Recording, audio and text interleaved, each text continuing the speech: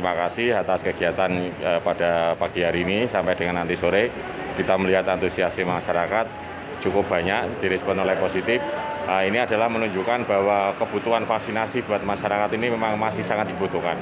Ya, antusiasme masyarakat. Bulan September sampai dengan Oktober sudah mulai terbentuk herd immunity. Jadi nanti di tahun depan apabila Pak Presiden Jokowi menyampaikan ini sebagai endemik, artinya warga Kota Semarang sudah siap hidup berdampingan dengan virus corona itu.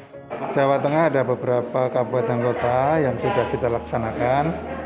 Hari ini di Semarang dan besok Kabupaten Blora mulai. Kabupaten Blora mulai hari Minggu, Senin, Selasa. Kemudian yang terakhir kemarin Kudus barusan selesai. Hari ini Semarang. Nanti terakhir di Kabupaten Grobogan tanggal. Jadi kalau kita sekarang ada 10.000, berarti kita sudah siapkan vaksin 20.000 untuk 2 kali suntik. Saya memberikan apresiasi terhadap Metro yang mempunyai satu kepedulian untuk bisa melaksanakan kegiatan vaksin ini. Maka ini satu gerakan yang sangat luar biasa. Metro telah peduli untuk bisa mensukseskan vaksin.